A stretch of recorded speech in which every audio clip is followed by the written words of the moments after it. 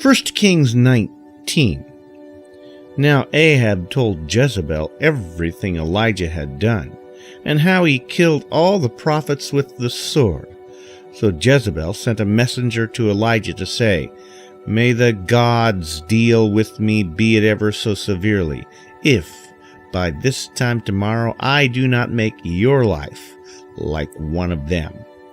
Elijah was afraid and ran for his life. When he came to Beersheba in Judah, he left his servant there, while he himself went a day's journey into the desert. He came to a broom tree, sat down under it, and prayed that he might die. "I've had enough, Lord," he said. "Take my life. I'm no better than my ancestors." And he lay down under the tree and fell asleep. All at once an angel touched him and said, "Get up and eat." He looked around, and there by his head was a cake of bread baked over hot coals and a jar of water. He ate and drank, then he lay down again. The angel of the Lord came back a second time and touched him and said, "Get up and eat, for the journey is too much for you." He got up and ate and drank, strengthened by the food. He traveled 40 days and 40 nights until he reached Horeb, the mountain of God. There he went into a cave and spent the night. And the word of the Lord came to him, "What are you doing here, Elijah?" He replied, "I've been very zealous for the Lord God Almighty. The Israelites have rejected your covenant, broken down your altars, and put your prophets to death with the sword. I'm the only one left, and now they are trying to kill me too." The Lord said, "Go out and stand on the mountain in the presence of the Lord, for the Lord is about to pass by." Then a great and powerful wind tore the mountains apart and shattered the rocks before the Lord, but the Lord was not in the wind.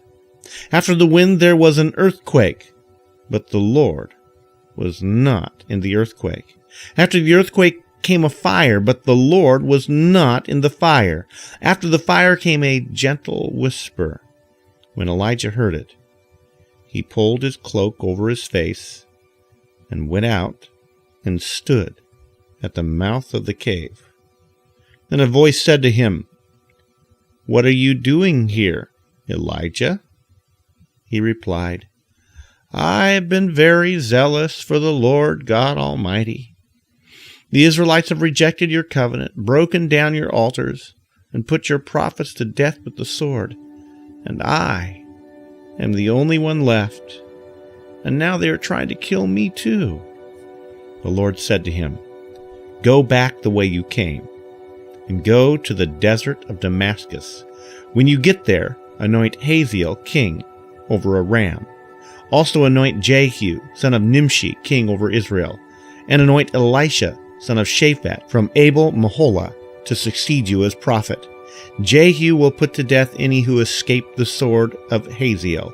Elisha will put to death any who escape the sword of Jehu. Yet I have reserved 7,000 in Israel, all whose knees have not bowed down to Baal, and whose mouths have not kissed him."